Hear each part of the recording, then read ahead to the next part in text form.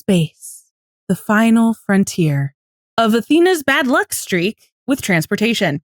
Hen knows all too well that Athena's jinxed, but decides to test fate anyway. The extended 118 fam is left spiraling about their loved ones, stranded in the ocean gate of space. Buck Big Brother's up for Harry, taking him on a ride-along that's not suitable for 8-year-olds. A patient getting brained by satellite debris, and a killer surgical robot. The firehouse gets dedicated to Bobby. R.I.P. Peepaw. And the 118 gets a makeover with Chim as interim captain. Eddie and Hen as paramedic besties. And Ravi as a very tired partner to the big bisexual. And his jealous ramblings for the past 6 months. Have you ever watched something that completely rewired your brain chemistry? A procedural network drama might not be your usual pick, but it's ours. This is the Buddy System, a 911 yapathon hosted by 3 friends who have DM'd each other enough character dissertations to earn a PhD in media literacy. I'm Han, coming to you straight from the characters' heads. I'm Sil, bringing you to the observation deck. And I'm Rachel, connecting the dots with my red string. With our powers combined, no stone is left unturned. And no buddy is left behind. This episode brought to you by Star Trek IV, The Voyage Home. Welcome to the Buddy System. This is our first special episode covering season 9. Everybody cheer! Yay! Today we're talking about season 9, episode 1, titled Eat the Rich Inspired. Such a great title. Incredible title. Written by the GOATs, Molly Green and James Leffler. Directed by the brilliant Jennifer Lynch. And the director of photography, the visionary, literally, Andrew Mitchell. I'm just really excited to talk about season 9. All right. And then we also have season 9, episode 2, Spiraling. Written by Molly Green and James Leffler. Once again, the dynamic duo. Directed by the one and only Bradley Bucher. And the director of photography. The prodigal son returns. Oh my God. And the director of photography, the guy behind the lens, Andrew Mitchell. Yay! Oh my God. We're so excited to talk about this season so far. Can you tell? We're so excited. Yes, just a brief debrief. If you have listened to our season 8 episodes, these are going to be structured just a little differently than our regular rewatches. Yes, we want to make them a little different because eventually we will get to season 8 and 9, and we don't want to, down the line. Yeah. And we're trying to give these to you in a timely manner, and we don't have time to do our big deep dive, get into the characters' heads. Anyway, there will be some analysis, but it'll be a little lighter. This is, I think, going to be a little more our opinions a little bit. Yeah. Mm-hmm. What we thought, what our takeaways of the episodes are so far, and what it could mean for the rest of the season moving forward. Spoiler alert, I guess we'll talk about Buddy as we she do. says, I guess. Why would you give a spoiler warning for that? It's that in was the a name. Joke. Everybody laugh. Got it. Everybody get your hee hee ha ha's in. Anyway, so instead of general thoughts, we're going to kind of do more of a review, because otherwise you would just hear us for 10 minutes going, we really love these episodes. They were so much fun. Hey, I think a lot of people need to be bonked in the head with that. They were good episodes. They were very good episodes. Let's get into it. So 901, what worked well? All of it. All of it. Gestures to all of it. But specifically, just getting into the new team dynamics, and you're just plunged directly into it. You just feel yes, this is the 118 and this is family, but also there's tension because things are different and weird, and none of these people are good with change. They're really not. Yeah. Oh, me? We got into some really interesting calls. The highlight is, the whale and the literal eat the rich. But I think one of the most clever calls and really funny calls of this episode was the bus call with the alcohol. Oh my God. Oh, giving underage children alcohol. Life-saving booze. To save them. Life-saving booze. It was great. This is for the children. But it was so... Because the whole time you were just like, what is where are we going? What's happening? Because, yeah, we were watching and we were really perplexed. Like, I kept looking back at our all of our faces, and we were just like, none of us had figured it out. Yeah. Like what the issue was, and we were just kind of like really locked in and very intrigued by the whole concept of this emergency. Yeah, like I figured that, like I have a little bit of background knowledge with like having high blood sugar and all of that stuff. I did not connect that that alcohol was ethanol, because alcohol does reduce your blood sugar levels, and that was the whole goal. I don't know why that did not come across. I guess I never really thought we were just going to give alcohol to kids. As soon as they were like ethanol, I was like, oh. It was kind of a ballsy move, right? Yeah. Especially in the other like option, a season like opener. Gasoline? No. That's what I thought. And I was like, how is this going to That's poisonous. work?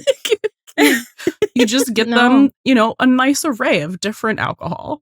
Yeah. That's what killed me as they were rolling them in. They were like, treatment into the I'm hospital. like, no, you didn't just get them all vodka. No, you got them.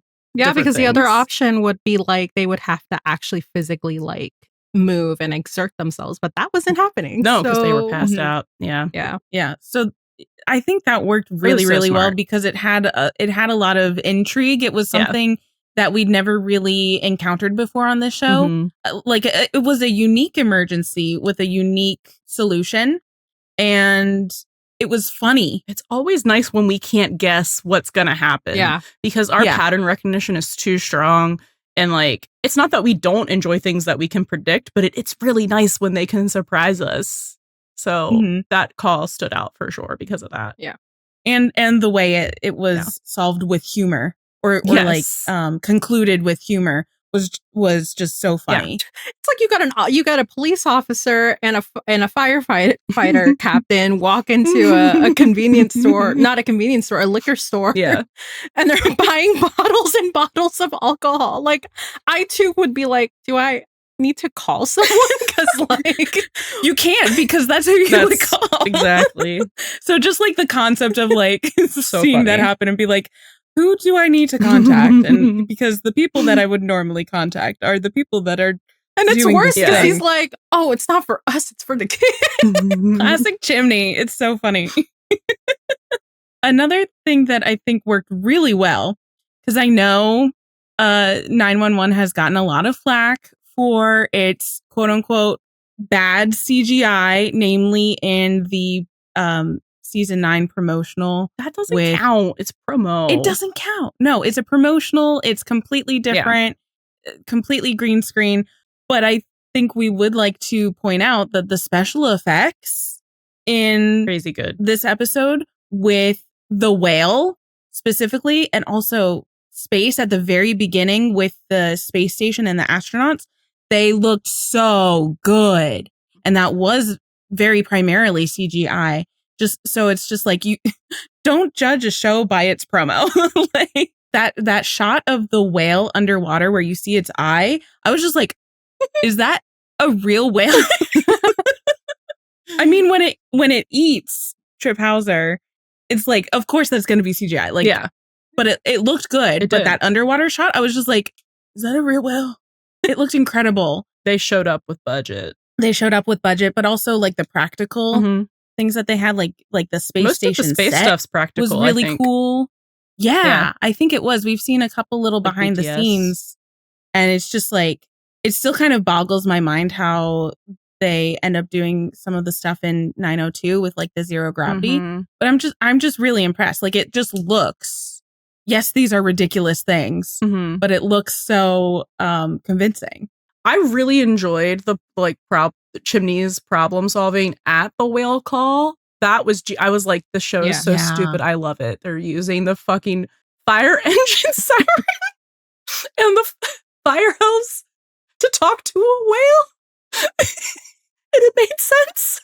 You don't know what you're saying to the whale, but it hears you. The only thing I could think of was like Dory, like, Ooh. Which they could incorporate because Disney property. But I just think that on all of the calls and in 902 as well, the ingenuity and the problem solving, we've said this multiple times, when we love when the characters are smart. And I think they were very, very smart in these 2 episodes. It's just very out of the box thinking, but stuff that makes sense and works. So one of my biggest complaints from season 7 and season 8 were the lack of fire engine chats. I'm so glad we're back. I'm so glad that we get that time as we're going to calls, that they get to talk about it and even have little moments, little insightful moments. They're just talking about even random stuff or personal stuff. So I'm really happy we got those back. It centers the characters. It does. And grounds them in the emergency as well. Keep it up. Also, I felt like this episode had everything. It ran us through the gamut of emotions and tones. There was so much going on in a good way. There was emotional and heartwarming stuff with the memorial and the station dedication. There were hilarious moments, so many hilarious moments. We were cracking up off of our seats.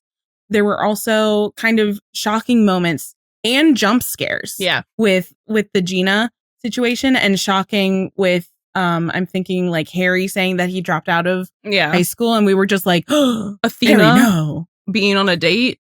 Athena being on the date and us going out of our minds Stay psych, huh?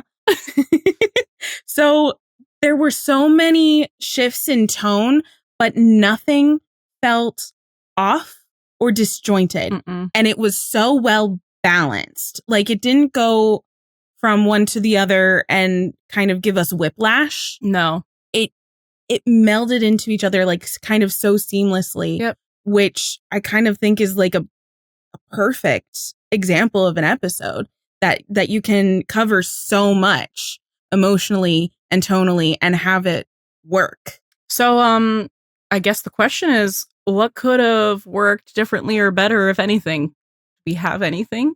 I have no notes. 0. Zip. Stamp of approval. Scott co-signed. Yeah.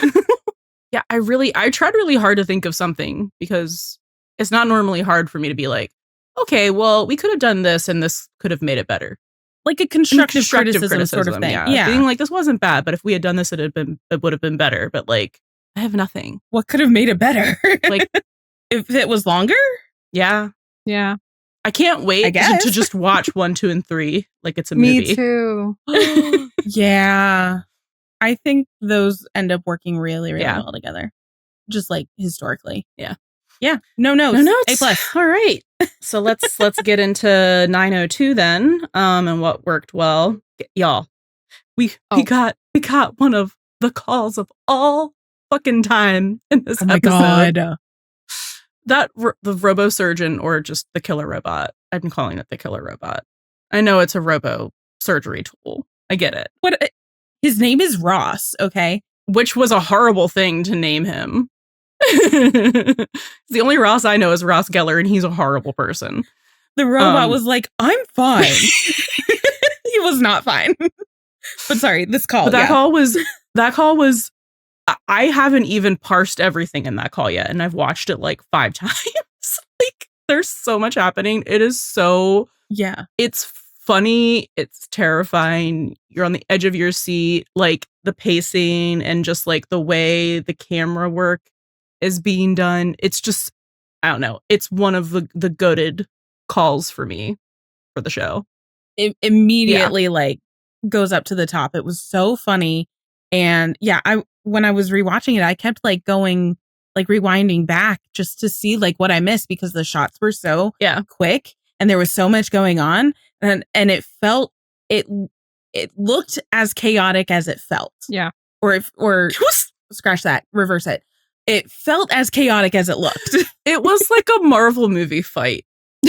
But and I'm only thinking CGI. of that because when they were saying the name, they were it's Ross, and then said the whole name. I was oh my God, it's one of Tony's robots.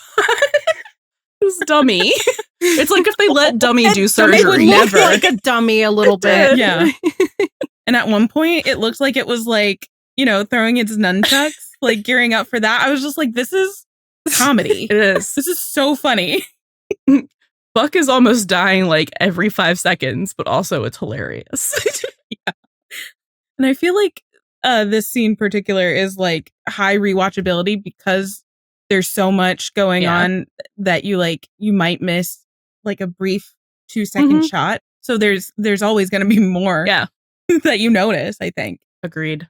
I would also like to say that the pacing and the tension in 902, oh my God, it was impeccable.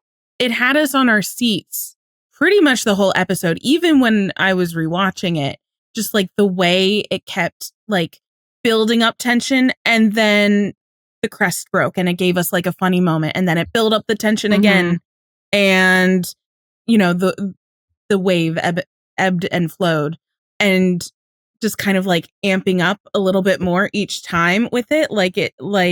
It just felt like so perfectly written in that way. Especially at the very, very end with the fire coming through the vents in the little, not spaceship, what do you call it? Capsule. The Inara. The Inara 2. And to have it like end off on that note, it's like, oh, it was a real kind of masterclass in like rising and falling action, I think. And it left off on like the highest peak. And we're just like, oh my God, what's going to happen? We have to wait a week. Because I think that was our reaction when we watched it the first time. We were just like, what? I was just really excited that there was a fire in space. So close. I thought all of the fire was going to be on the ground from the falling debris, catching fire as it entered the atmosphere. But no. Also fire in space, but not a fire engine in sight. Nope. You know what they should do? Should listen to me. But we've been fire saying, bring up that in fire space. engine in space. Yeah. But yeah, I'm Karen on it. She's the one driving. Yeah. Oh my God, somebody draw that. please. Oh my God, that would be amazing. Actually, she could bring the whole 118 with her. She's going to go save her wife. Yes. So also the stakes. I mean, like they weren't really calls, but every situation or every consequence that has happened because of the satellites falling or fucking trip. Yeah.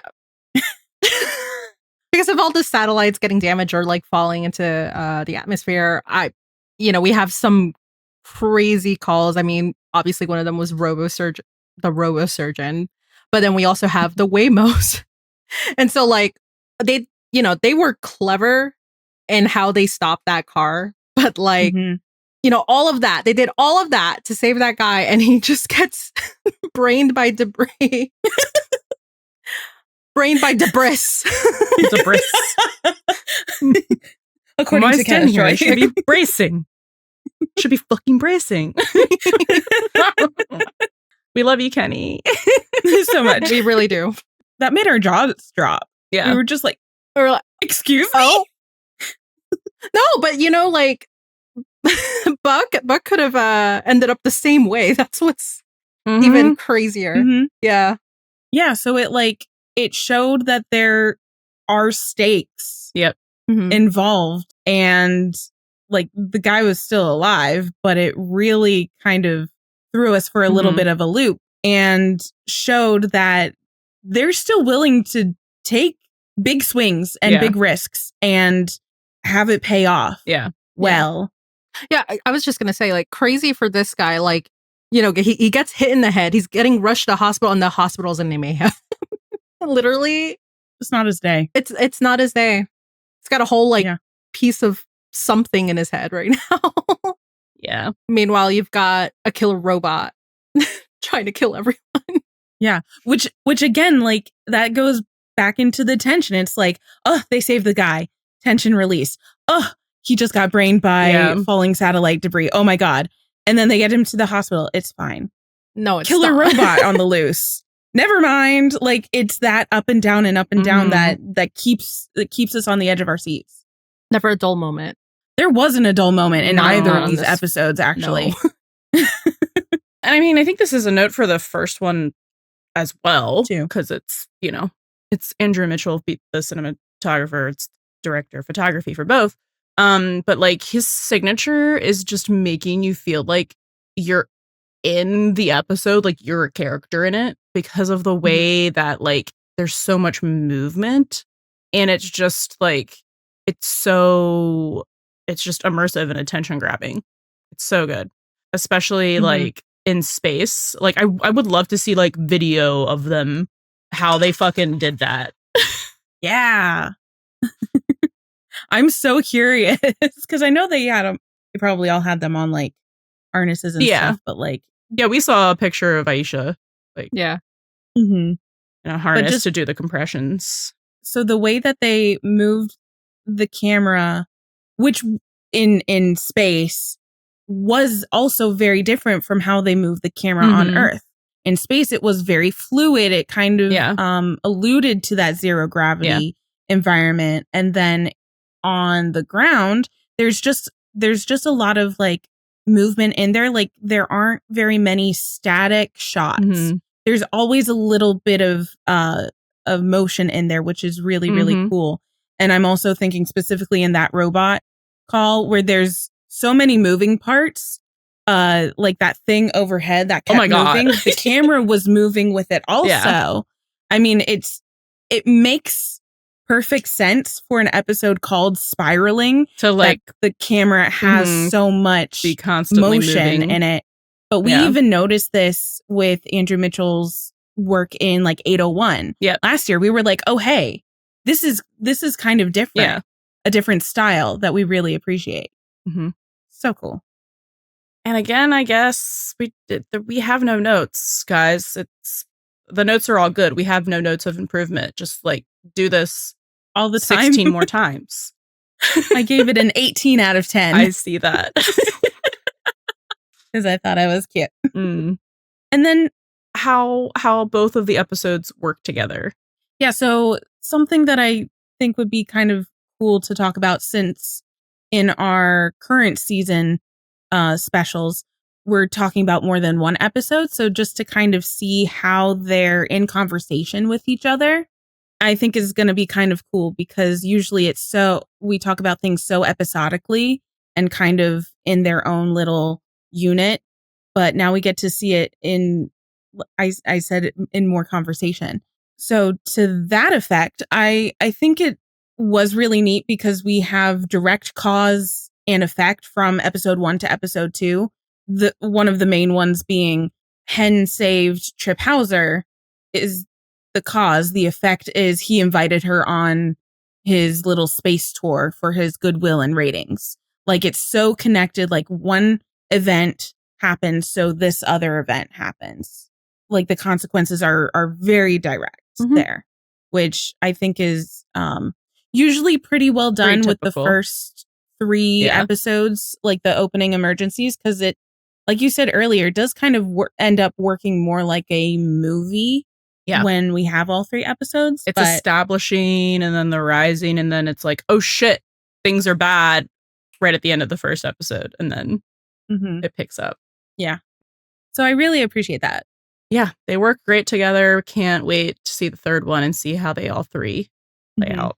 I also think that they worked well by addressing like missing Bobby, like everybody missing Bobby, without that sitting at the forefront of it. And 901, of course, it was a little more poignant because that's how we started off the episode with our characters, at least after the cold open. But 902 continues, even though it wasn't like there wasn't as much of a spotlight on it. There were a couple lines. So that shows how everyone has been coping and moving forward in their own way. So it's like, it's still present, like missing Bobby is still present, but it's not like the most thing that's happening to them at the moment. But it still shows how important it is without harping on it too much, if that makes sense. Yeah. No, it feels like the appropriate amount of especially 6 months. Who wants to talk about characters? We do. Great. You should have just said wee woo at this point. Oh, wee woo. God. All right, let's start with Hen. Okay, so we're not going to get super into analysis here. Like we might, skim the surface a little bit. We're kind of just going to touch on some highlights especially for these first few episodes because we're doing all the characters. So for Hen, the first thing we really see of Hen in this season is her being like psychic partners / best dynamic duo paramedic buddies with Eddie. And I think that is great. And we have been like begging for more Eddie with Hen and Karen for like ever, like since we got here. Seasons. Yeah. So this is beautiful for us. And they're just, I don't know, they're great together. And I love to see the evolution in their partnership because the last time they were partners, it didn't work. It did not work well. But they were both going through things, especially Hen. Yeah, I think because it was less like where they wanted to be. Yeah. So this really shows like it is kind of different and how well they do work together. And it's because, like Ravi says, they basically have worked together for years. Yeah. So they've all worked together for years. I don't know. Those 6 months, I mean, they've had to have bonded over, well, who knows what. Just a lot. Yeah, we don't know yet. We don't know. Ewan McGregor for one. Oh, true. We do know. IMAX whale documentary. Yeah. So I'm excited that is, we're establishing closer, like we know they're family, but like closer friendships, between, that we haven't really seen as much of. Yeah. And I feel like this is a nice continuation from seeing Eddie going to like Hen and Karen's in the end of season 8-17. Yeah. Yeah. I really think so. They're fleshing out like the different combos of characters. Yeah. Mm-hmm. Another great moment for Hen was finding her space buddy. We spelled buddy here in the buddy system with IE, not Y, correct, by the way. We do not recognize the other spelling. It actually looks doesn't look ugly like now. a word anymore. Yeah. The way she finds her space. I mean, actually, let's rewind. Because like, I believe around sometime in season 8, it's kind of like we started with re-establishing the fact that Athena and Hen are besties. Because I think it's been a while that that we haven't really seen them like connect and talk about things. So at the end of season 8, they kind of did. They were talking about the captaincy and how Athena was trying to be supportive of Hen to take over, but that didn't happen. But either way, like I'm glad that we got to reestablish that and that we bring it back into season 9. And the way that Hen basically just drags her to space is just so great. Because Athena's over here like, well, the next invitation that I get, I'm going to say yes. That was entrapment. Hen took advantage of that. Oh my God. She so did. Oh my God. And then just a conversation, just seeing them get drunk. Oh my God. That was such a good I love scene. That. I said in the live stream, I was like, I need to get drunk with these two. Because that's just a good time. Yes. They were just drinking and being like, if we die, we die. YOLO. They were really saying YOLO. Incredible work.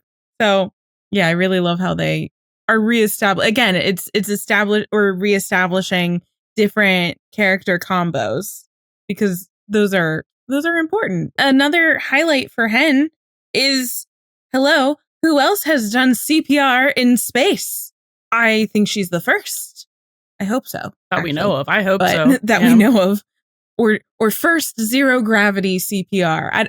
I don't know. But like, again, this goes back to what we were saying in our little review portion about ingenuity. And we know Hen is so smart. So the fact that like she knew already that like this isn't going to work like how it works on Earth, but still able to figure out a way to make it work and to save this guy's life is really cool. I mean, we just love anytime we get to see Hen in action, I think. Yeah. And just kind of like MacGyvering her situation a little, which will probably come in handy for the next episode. Mhm. It's a good thing she's there. Yeah, which is something that we said when I think we found out that there was going to be a space emergency, and we're like, oh, Hen is going to be there and she's going to, save someone in space. How lucky. Like, like, of course. That's so convenient.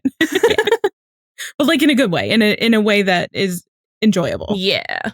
She's so clever. I mean, just the way that she had to, I guess, not necessarily outside of the box, but basically outside of the box because zero gravity. Just instead of having a defibrillator, she's hitting the guy's chest. She's punching him. She's literally punching him. It's all manual, which I also think is kind of funny because in a situation where everything is like new age tech, automated, and that's why it's automated. Fucked up. Exactly. So she has to manually restart the heart. They're gonna have to probably like manually, or they already did in 902 a little bit, like manually reboot it so it stops spinning. It's a lot of manual. Exactly, and like the 1998 satellite phone. Yeah. So there's a lot of like manual stuff going on there. So like old techniques and technology versus like new. Waymo Uber drivers worst nightmare. Right. Anyway. Okay. Miss Athena.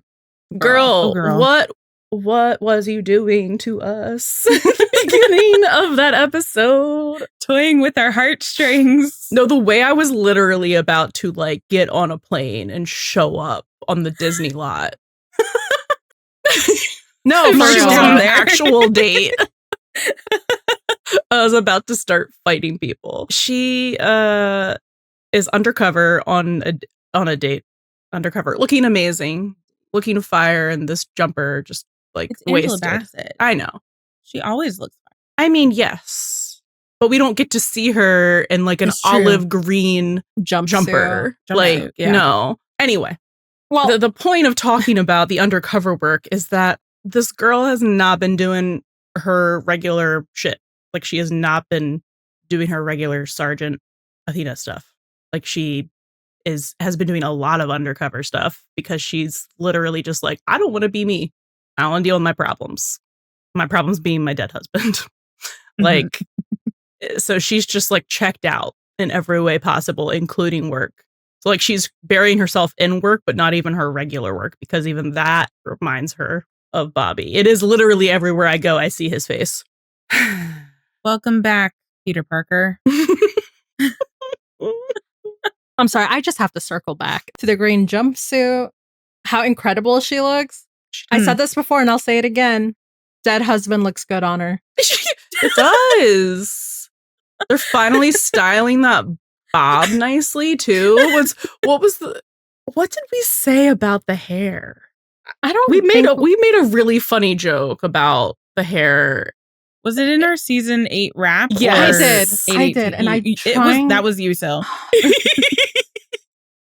What was it? I don't know. Unfortunately, she's a like really hot widow wig or something. Was it like the bob is on? It's not the bob was on fleek or something, right? Like that was it. Oh, widow chic. Widow chic. That's what it was. Oh man, bring back on fleek. That's so 2014. I know. We're old. No, that's why I was cringing. I was like, please tell me I didn't say that.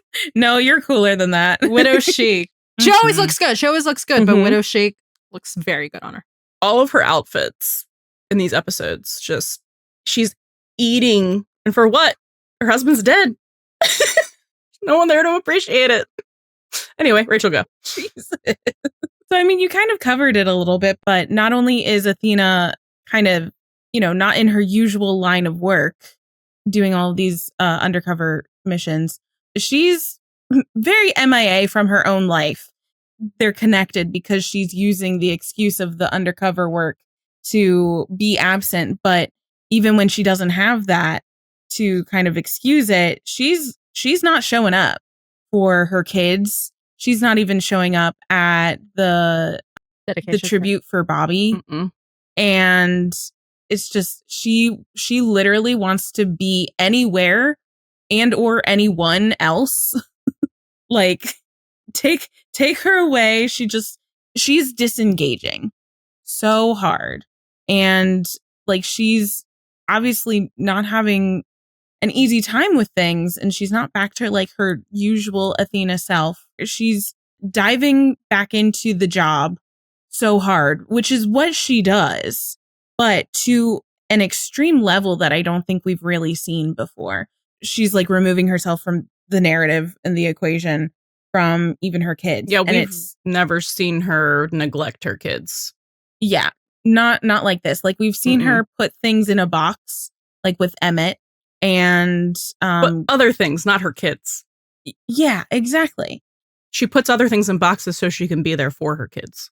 Because they are always the number one. Yeah. And I think that's really underlined when she says that it's hard for her to be around anybody that knew Bobby and wants to talk about Bobby and like honor his memory, because she doesn't want to talk about him. She just wants to talk to him. So like that pain of just like being around the people that she loves is bringing her pain. I mean, they're not trying to do that, but just kind of like that war within herself is really rough, which is also probably one of the reasons why when she's given the opportunity to go space, like you can't really get farther away from where you want to be than outer space. So she's just like dipping. I'm out. It's really funny getting Athena in space because, of course, where else would she be? I know. To quote her dead husband, of course she is. Oh my God. I mean, and it's kind of like, yeah, Athena, why do you want to go to space? Because, that is what they ask her. And she's just like, I've got no earthly idea. She's so done. But she's lost. She's done. She's lost. It's, yeah. But, once she finally gets up there, I mean, there is some symbolism, right? I mean, once she finally like unclips from the I guess the seat harness, and that feeling of zero gravity, of feeling weightless.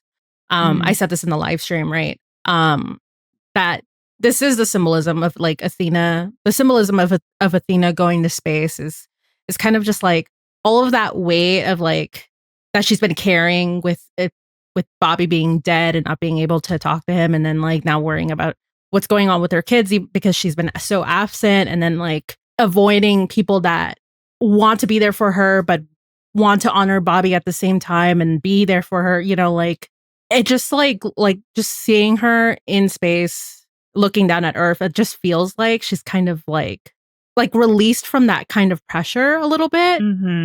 Burdens, all of the burdens that are weighing her down. So like I she think can finally breathe now that she's in a place with no oxygen. Yeah, which is ironic. Yeah. Yeah, I think there's even a line when Hen and Athena are looking out the window, and I think Hen says like it brings you a whole new perspective. Yeah. So I think that, and they talk about the overview effect of seeing the world from like an extreme bird's eye view. Yeah. And I think that will end up really helping Athena kind of like be like appreciate what she still has. I felt that feeling like once in my life, which was like, this is just a fun fact. I've been to like Machu Picchu. So Machu Picchu was like one of the 7 wonders of the world. It is still currently one of the 7 wonders of the world. But once you like finally get up there after you do your little bit of hiking to get up there, like you just see like, that, very popular like landscape postcard picture. Yeah. You're just like, whoa. So it's kind of like that similar, like I feel like I've had that similar feeling that Athena has had when she's like looking down at Earth. Postcard, screensaver.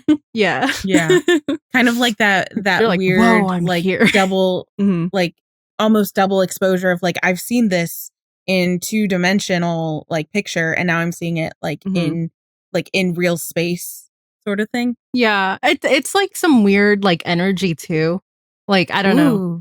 That's kind of how I felt like once I got up there, and it's like I finally made it, and it's kind of like nothing else that was like not a part of that moment really mattered, I guess. So yeah, that's really cool. Yeah. I think that's exactly probably what Athena might be feeling. I did just want to expand on that analogy. The one other thought I had was just that, like, it was just such like a literal representation of like how she has been feeling and like holding herself, because like she is in literally like the black empty nothingness, like feeling like you know, if you there's no air, so you're suffocating, and then looking down at the earth where like everyone else is just living and going on about their lives, and everything's in color, and like I just thought that was just like such a stark, like, oh yeah, well this is just a representation of like her emotional state. Yeah. like a dark Like empty isolated. void, like where Athena used to be.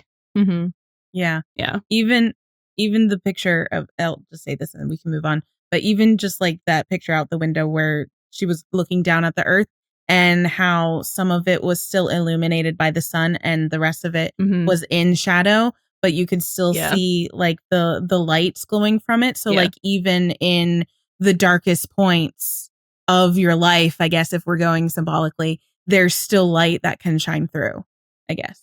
I don't know. Woo. Wee woo. Okay. The woman of the hour, every day, Karen. Oh my God, Karen, the smartest person on the show. Like actually, factually, she is a serious scientist, but she wants to go to space real bad. And it kind of like broke my heart a little bit that she was so excited with this prospect of Hen bringing her to space, like her dream that she's always wanted to come true and would never otherwise necessarily have the opportunity for. And then she has to hold herself back because she is a serious scientist and Trip Hauser is very much not, and only doing all of that stuff for like his ratings in the public eye and stuff like that. And just kind of like the emotions that she has to war with from like holding herself back in that regard. Yeah. And also probably like very ethical of her because she knew that her company and Trip Hauser's company were suing each other. And it's just like, that's a hard decision to make. Yeah. When you have your literal dream, I think, dangled right before you. I think it was less about the lawsuit and more about just like she couldn't, her own personal morals, that she was like, this guy is like everything I hate in the world, basically. Well, poor Karen, who has to experience the absolute insane FOMO. I mean, she's still, even though she gave Hen her blessing to go and to take someone with her. You know, Karen is still like, she wants to go. She still wants to go. That's her dream. She got to have, like, I mean, you can tell when they were having, I guess, was it brunch maybe or breakfast with were they at their house? With the Hans. They were at their house with Maddie and Chimney, and when the Hans were visiting. But yeah, like just having to hear Hen and Denny and Chimney, they were like, you know, all talking about like who's all the people who are going to participate, and you know, she's not able to go. I did love that Maddie and her had a scene because she was explaining how she still wanted to go, but she can't. But regardless, I think she's still excited, even though she's like heartbroken. She's still excited for Hen, which you can clearly see during those like, I guess, documentary scenes. And some of the stuff that she says is so sweet because she gets to look up and see her and look at her whole world up there, or some that's like one of the most romantic that things was so cute I think we've ever heard. Yeah, so you can see like how conflicted she is, because like she wants to be there, not just because it's her dream, but because she wants to be there to like look over at Hen experiencing that, and to have Hen look over to her and experience that together.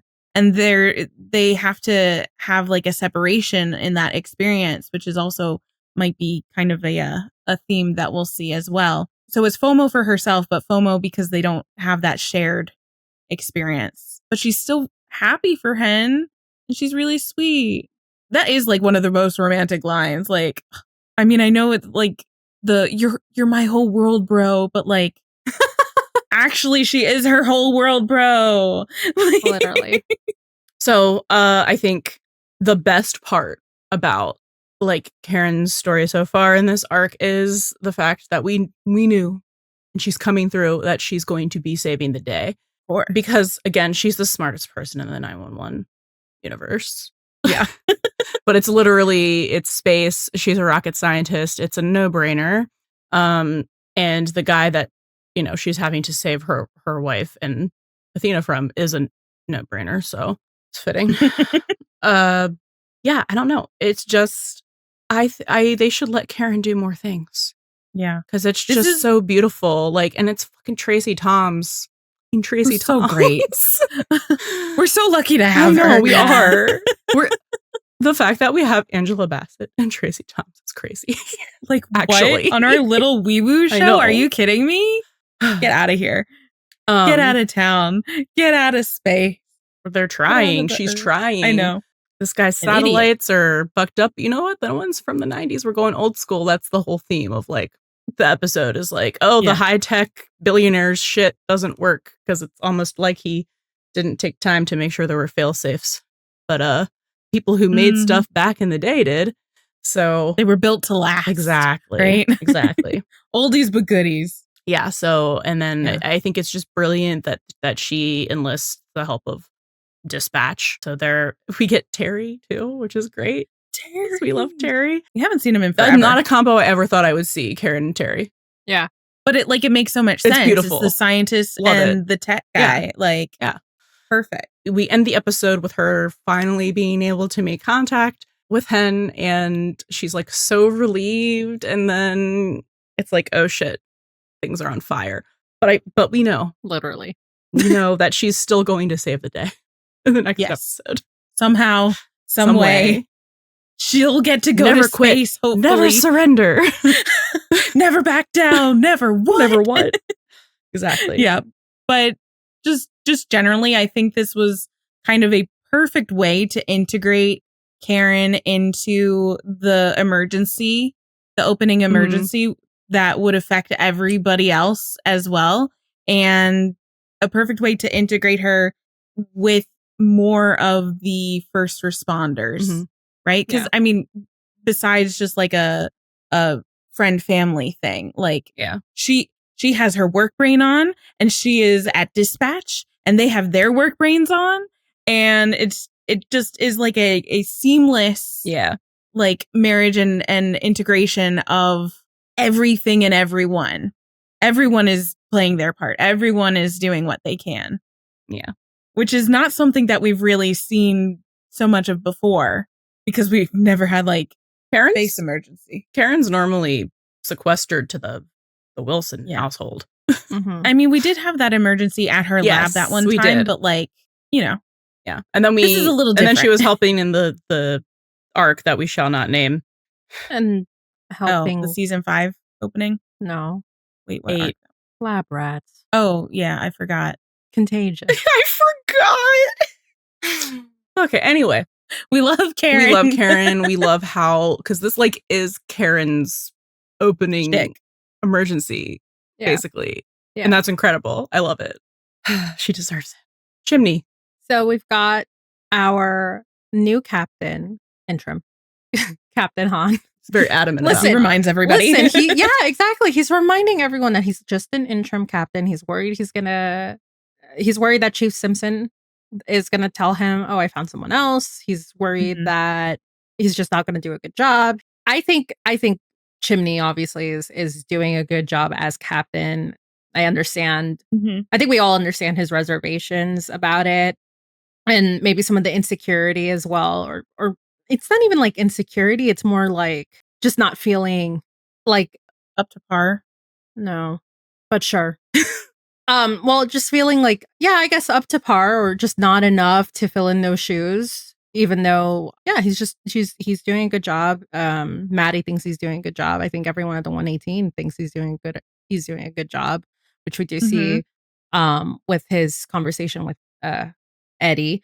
But you know, like he's he's calling the right shots, I think. I mean, we see that with like the various calls. Like he does a lot of out of the box type of thinking as well. But he's also going through some changes as well because he's not partnered with Hen anymore. And I think even though it's not as loud as someone else's Clifford the Big Red bisexual. Yeah, who could that be? That guy. It might not be as loud, but you know, he's still a little. I think he also just misses having Hen around or you know, like being partners with her. So it was funny to see like that kind of like, I guess, a little bit of competition with Eddie. Oh, no. Trying to like likely place for Eddie to be. I don't know, man. Like everyone it's like, well, hey, in this scenario, he does acknowledge there might be a little bit of competition there because like he's also trying to like be like, I'm probably gonna go to space with Hen because he's like, you know, and by he I mean Eddie is like, do we really know who she's gonna take? Because yeah. But we're gonna talk about that in Eddie's section. Yes. But there are some moments I think that Chimney still has to go through a little bit of a journey to get to where he needs to be as a captain because like there were moments that I was like, oh, he pulled rank and during some of those conversations but I'm sure we'll get there. So in due time. A highlight for everyone from these episodes is the heart-to-heart with Eddie and Chim that we ever seen Chim alone in Eddie's house? Well, I was gonna say alone yes. in Eddie's house. They've Not had in one-on-one his house. conversations. No. If you love her, tell her. Yes, but we've never That's seen the only them. one. Well, I was thinking of the this is the family we chose, but there were other people in the house. There were other people in the house. That was a one-on-one conversation. It's good that we're reestablishing that Chimney can go to Eddie for some advice, I think. Mm-hmm. So like they're making up over some beers and, you know, Chim is like talking about how he is like worried they're going to like the chief's going to call up and be like, there's a real captain now. And Eddie's like, you could be the real captain. Like just take the test. And Chim is like really concerned and he's still hung up on this, like that Bobby died to save him. He doesn't say that, but he's like, it seems disrespectful. It doesn't seem right, you know, for me of all people to step into Bobby's shoes. Eddie very rightfully is like, dude, imagine an outsider coming in. They'll be going through captains, like scaring them off if they try bringing in someone from the outside with like their dynamic and everything they've been through. And that's basically what Eddie says. And is like, we're lucky to have you most of the time. So I think it's a good talk. And like, hopefully Chim actually takes that to heart from the heart to heart, but remains to be seen. Yeah, it'll play out. And I think the majority of what he's also dealing with is kind of like these newfound responsibilities. Not that he's not up to the task, but I don't think that he feels like he's ready for all of these responsibilities, especially when, you know, Buck just kind of brings Harry along for the ride along without clearing it with Chimney first. And there's this aspect, I think, that kind of goes over Chimney's face that it's like, okay, great. Now I have to be responsible for someone else who isn't even like Bobby's child. Yeah. It was like, oh, it's a kid. It's like it's Bobby's kid. Like, yeah, he was not happy about that. And like what it could be if Athena ever comes back. Yeah, and he gets so much as like a scratch under Chimney's captaincy. Yeah. And it's also a little bit of like him trying to figure out, with all of this extra responsibility, it's him trying to figure out how to balance that with, you know, I'm your boss now, but I'm still your friend. Yeah. Like he says to Hen. So he has all of this like boss responsibility, but he wants to make sure, like, you know, they're still best friends. And, you know, it's just Chimney. It's family friend Chimney, but it's also Chimney in like responsible for now Harry in addition to everybody else on his team. Just one more thing that he has to kind of worry about as he's going through all of this. Mm-hmm. So Chimney's kind of like the only one holding himself back from a lot of this as well, because everyone else is so supportive of him. Yeah. So it'll be interesting to see He like is his how own that obstacle. changes. Yeah. Yes, unfortunately. If you're listening to our podcast, it means, like us, you also love a good procedural TV show that features incredibly interesting and brave first responders, especially firefighters. That's why we want to tell you about a podcast you should check out. It's called the One Chicago Podcast, and it's the official exclusive behind-the-scenes look at some of the most iconic TV series on right now: Chicago Fire, Chicago PD, and Chicago Med. From USG Audio and Wolf Entertainment themselves, the people behind Law & Order. Each episode joins host and former Chicago cop turned Chicago PD producer, Brian Lucci, as he's joined by the actors, producers, and writers behind the epic One Chicago universe, including a chat with actor David Eigenberg. You might also know him as Steve Brady from Sex and the City. He shares his fascinating and unexpected path to playing Christopher Herman on Chicago Fire. Stop, drop, and roll your way over to the One Chicago Podcast by searching for One Chicago Podcast in your favorite podcast app. That's One Chicago Podcast. Okay, so now we have Maddie. She's being very supportive and very proud of Chim for being captain. She's really trying to make him feel better. I mean, we see it during the dedication ceremony. Mm-hmm. She's like pointing out, that the vibes are really good here, that the partnerships are working, I guess, mostly for the most part. Just trying to be Chimney's hype woman, basically. Mm-hmm. Even during the calls, like I think I do like that dynamic that they're basically like talking to each other now that. It's not like they haven't, but I'm saying like now in this kind of like with these roles, now that Chimney is captain, I think it's like maybe a little bit of a different dynamic.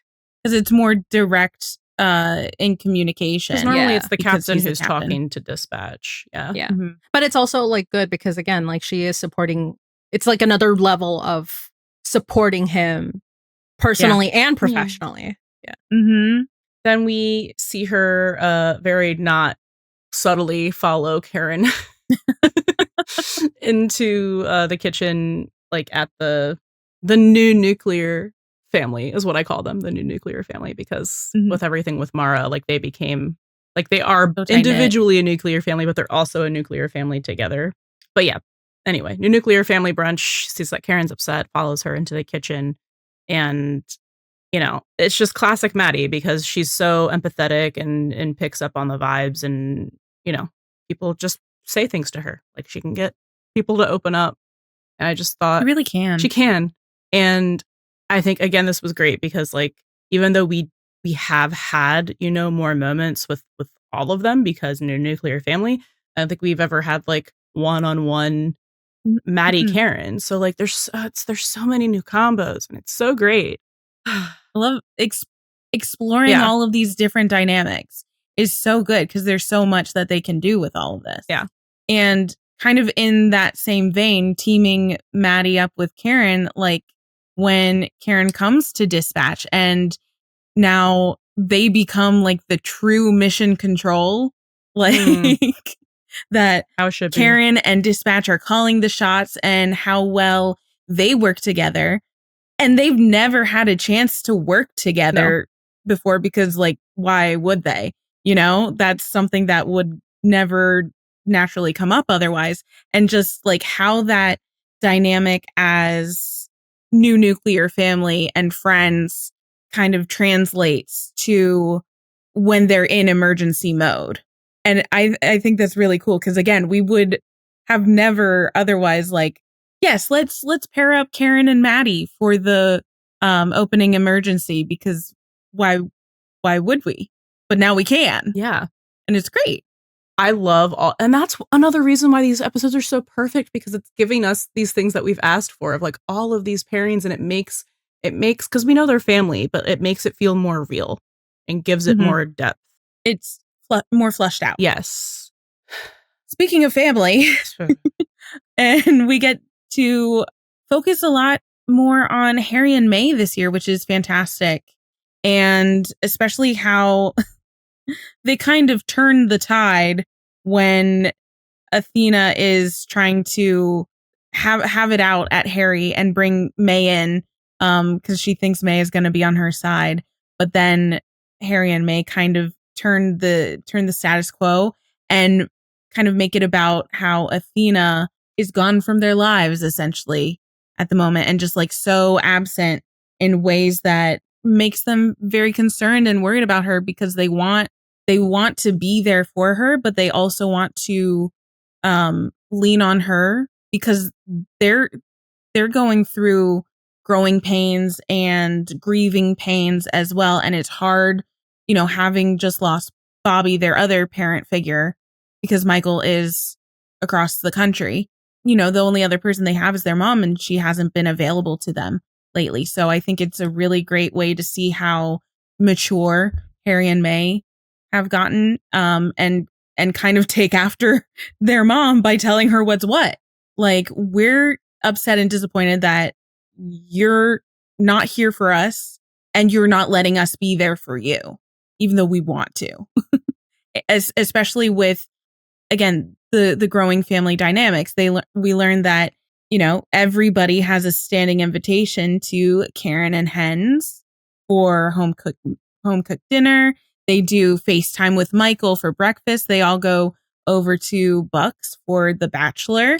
And Athena just hasn't been with them, but Harry and May are, like establishing their extended familial bonds, Mm-hmm. So it's great to see like how their lives have grown, how they've become like their own people in that way. Another really great moment was the talk between Harry and May at the coffee shop, where now Harry works. And I just do have to say, like, I'm seeing so many like Buck and Maddie parallels between May and Harry. Oh yeah, so many. But I love that May is trying to be the voice of reason here, and Harry's basically like spiraling with anger at Athena. Anger at Athena, and man, he really says some shit.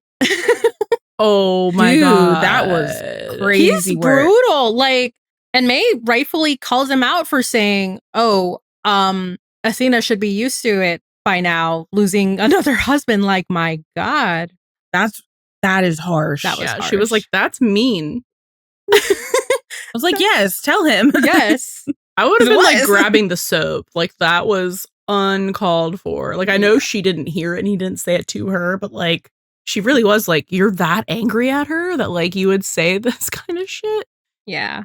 I was going to add, I mean, there were other highlights to that conversation, like, because we do know that Harry does drop out of high school, and May's just like, why didn't you tell me, or why didn't you come to me? Because I could have shown you other options. So like I said, I feel like it feels like Harry, there's a lot of reaction happening, and he really does need that voice of reason from, not necessarily from his mom, but like his older sister, who's also had to, for other reasons, of course, who's had to take a gap year from going to college, and she did dispatch, and in this case, Harry for sure is going to go to the fire academy. So that's what we're thinking. Yeah.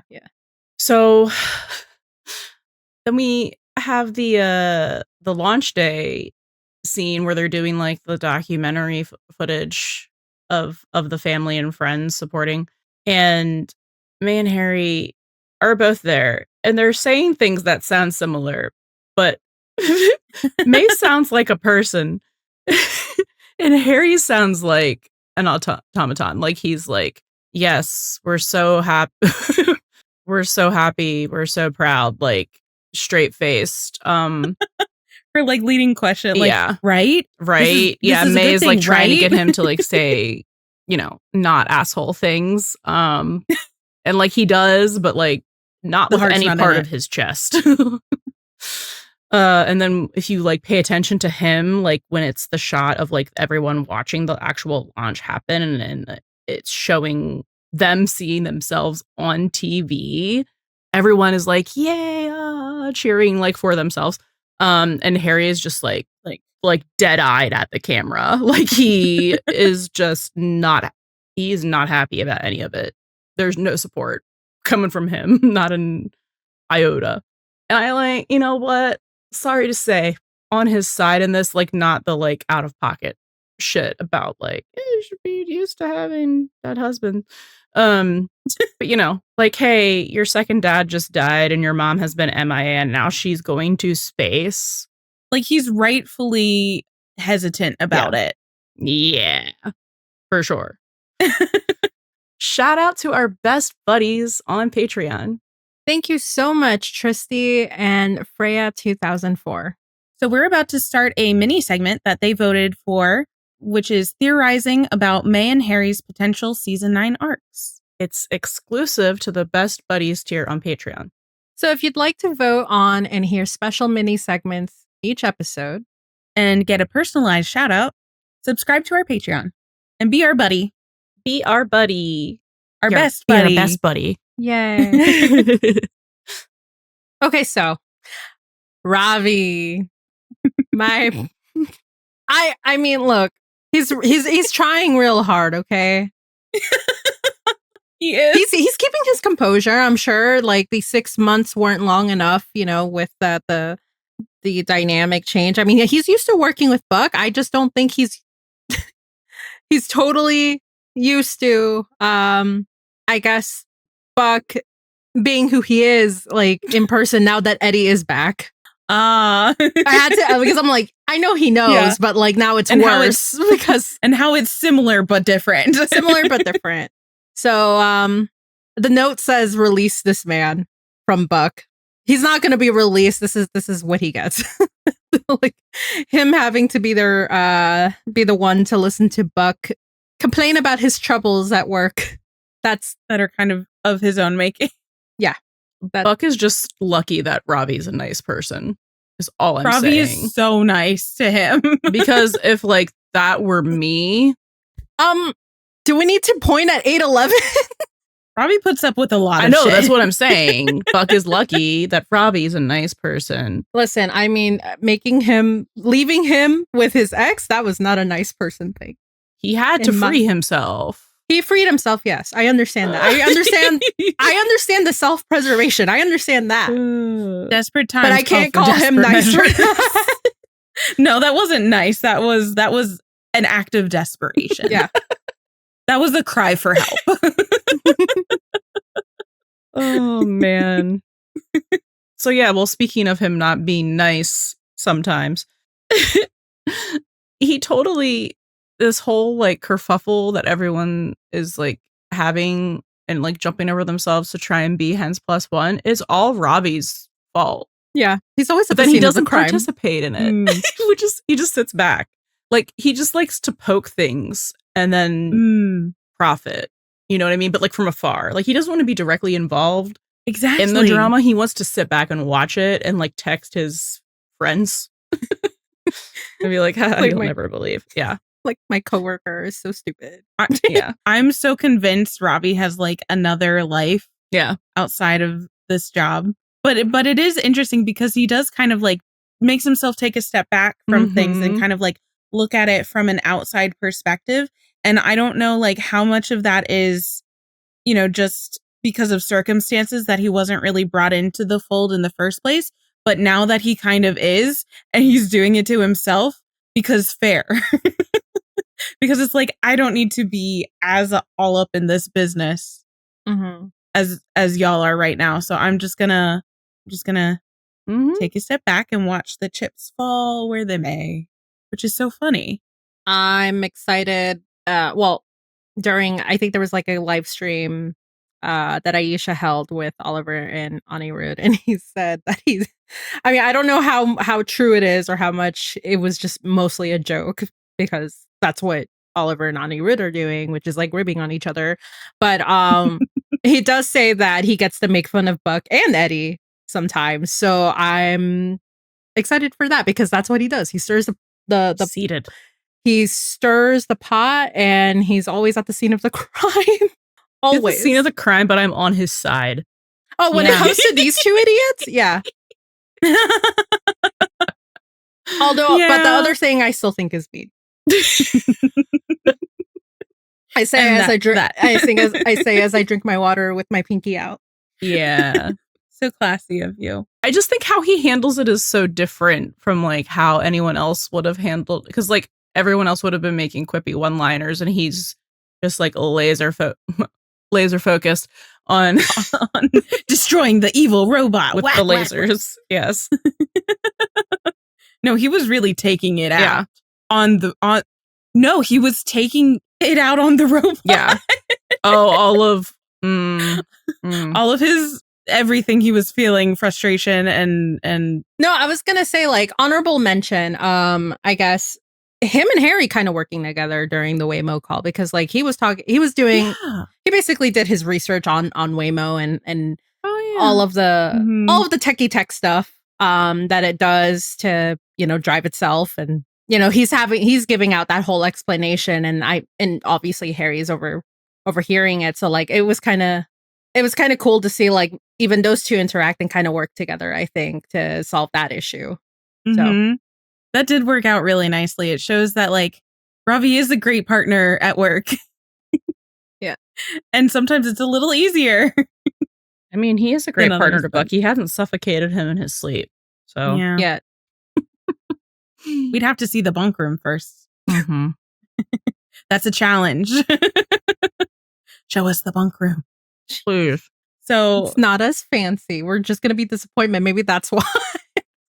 I don't care. I just want to see it. Uh-huh. We're not the Nepo firehouse. No. If you want to hear more about that, watch our reactions to Nashville. Mm-hmm. So Buck. Well, he's back at it again. First thing we see this season. It's just him being weird. That's a word for it. It's him being weird about friends being friends. And just in general, he's just not doing well because grief and like everything's changed. Bobby's gone. Eddie's back, but Eddie's not his partner. And so all the dynamics of everything have shifted in his entire life, which is the 118. So yeah, he's not, I think he's keeping on as good of a front as he can at this point, I think.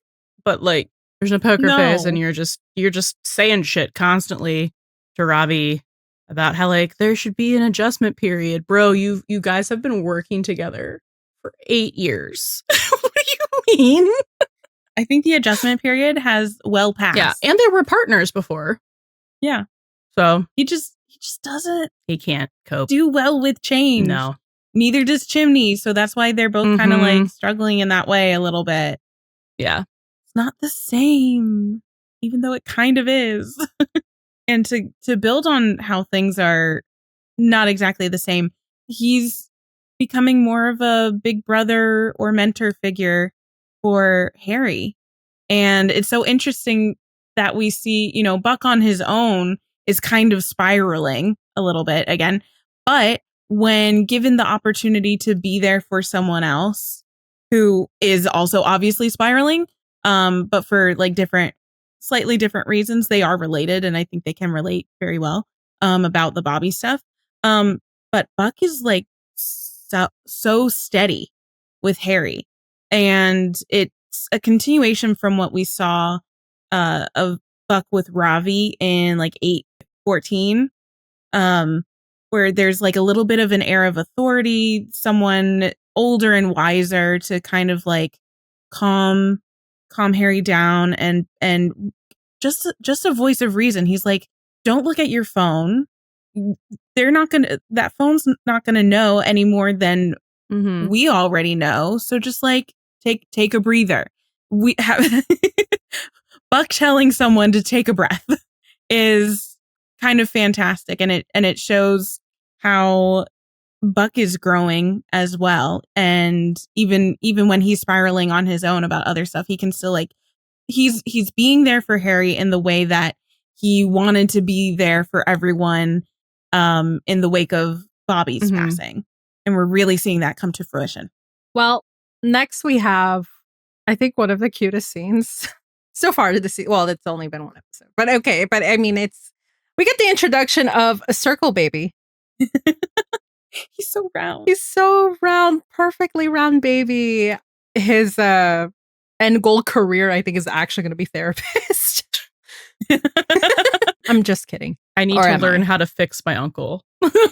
Honestly, it's his first project. It is going to be his first project. We see Buck at the end of episode 1 having a little heart-to-heart. He's opening up to his nephew about, all the changes that are happening and how much he's and about how much he really misses Bobby, to the point that he really misses even when he's disappointed at him. But that scene made me cry when I watched it again. Yeah. It was because at this point, Buck is doing that thing where he's self-isolating.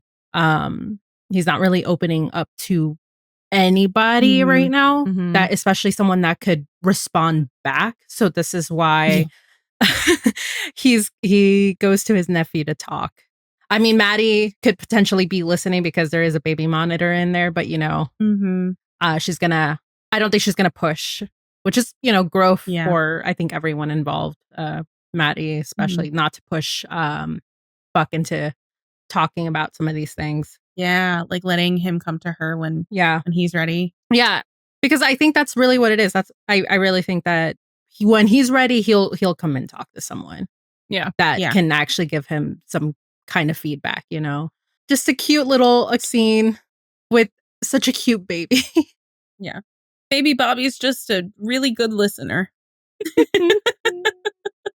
His first word is going to be Eddie. Cute. Eddie. It absolutely is. Or Silver Star. And Chimney is just going to be like, Diaz, you have a lot of explaining to do. Yeah. Got a lot of and he's going to be like, do. I didn't do anything. Like, I didn't do anything. What do you mean? It's like, well, somebody had to tell him about Eddie. Speaking of Eddie, yes, exactly. We see him in his new role.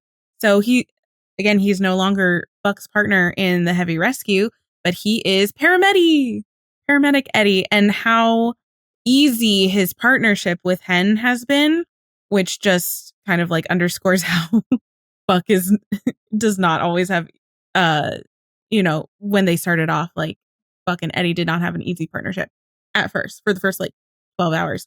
But just kind of how seamlessly Eddie has fallen back into place with the 118 and even in a new role.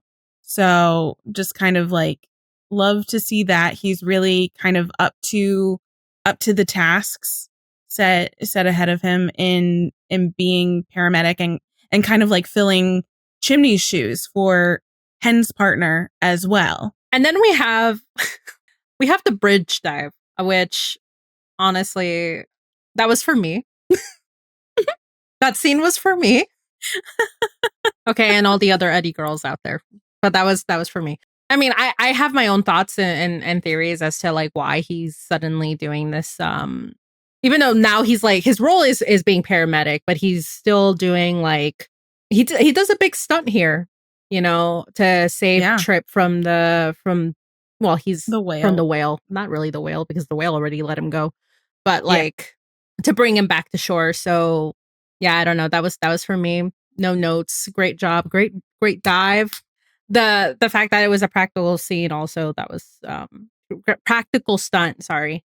The fact that it was a practical stunt, that was cool to really cool to see the behind the scenes of that stunt itself. Yeah.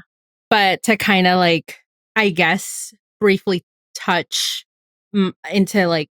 briefly into my what I think is happening here a little bit is he's I think he's trying to do I think depending on where he is mentally, because we don't know, but depending where he is mentally in terms of Bobby dying and not being there and missing out on that, I feel like he's doing he might be taking some risks, or in terms of doing what he can, You know, if like there's no time, okay, then I'm going to go jump in and do something because he's trying to do anything that he can and be there to save someone, if that makes sense. And then something that just really tickled my Eddie loving heart, and whenever he's a little petty or just a little shit, was the whole like competing to be Hen's +1. Because he is competitive. I don't even know if he cared about going to space. I think it was just that like, it was like, Chim thinks that he's automatically going to win because he's her best friend, but like, we're like this now, so is like, Chim's like, I think we all know like who she's gonna take, and he's like, do we? Like it was so oh my god, Star-Lord and Thor. Oh my gosh. Like, I'm in charge. Sure. Yeah.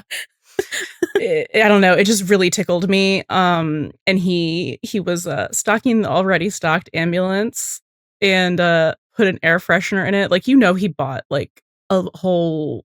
That was from his Uber days. He probably went to Costco, like got a giant thing of air fresheners, and he's just trying to find uses for them because I think we see it in both episodes. We do? Yeah. In the second one? I feel like yes. I know we've seen it twice since he hasn't been an Uber driver. Okay. I saw that on a post, but I've already forgotten. I don't know what else to say about this that isn't gay. Oh, and the special honorable mention for the just out-of-pocket alien jump scare. He's so silly. He's so silly, goofy. He has like a lightheartedness to him, like a lightness to him. I mean, he's always liked to dress up, clearly, but yeah. It's not giving manic this season, though. No. It's like comfortable in himself and kind of his role and where he lies in the dynamic. All right. Finally. The moment you've all been waiting for. The moment I have all been waiting for. It's time for Buddiemaxxing. Feels like I hate it here. I wasn't even reacting to you. I'm reacting to the fact that I'm still scrolling through these notes. So first off, we have breaking Buddy news, which is just like, this is what's happening in these 2 episodes that we're talking about. We're just being like, this is the state of them right now. The state of Buddy. All right, so breaking Buddy news. We have Buddy not attached at the hip. Shock. Dun, dun, dun. Who could have predicted this? Or seen this? Strange turn of events. What? Crazy. So crazy. So it was us. Yeah. I mean, with the new, it was pretty obvious. It was pretty obvious because we just don't know. We just don't know.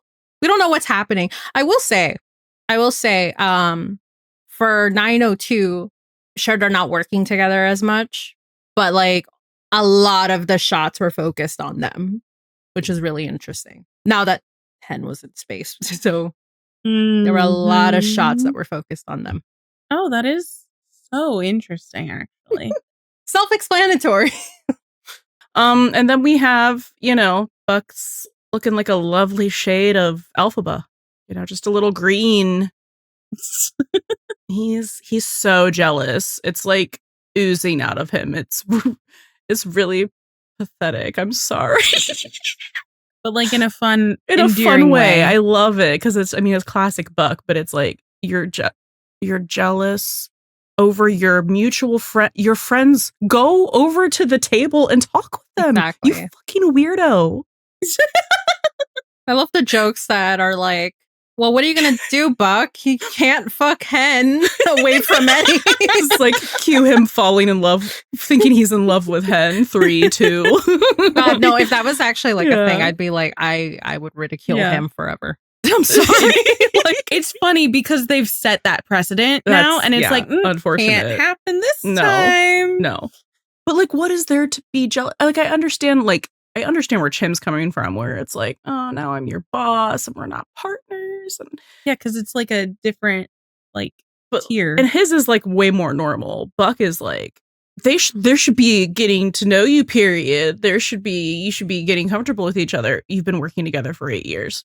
still, you guys went to IMAX together. Like, it's like, bro, you could invite yourself to like probably most of these things and conversations, but instead you're staring at them weirdly from across the room. I love that they added that little bit about the IMAX thing because on the one hand you see Buck talking about like the getting to know you period. He's talking about them professionally. Yeah. And then the IMAX thing, that's like a thing that personal friends do. Yeah. Like they're doing this outside of work. So it's like it's not just the work partnership that he's got an issue with. He's also finding out that like they're doing things outside of work too. Yep. And Buck just wants to be included. Yep. Yeah. And maybe a little more, but and I did think it was funny, and I don't know if this was purposeful or not, but like I'll read into anything, obviously. But when they're all like, you know, doing the interviews and talking about Hen and Athena and being like, this is why they're a hero, blah, blah, blah, blah. Everyone from the, like, we start out talking about Hen and everyone from the 118 is like singing her praises. Buck never says anything about Hen.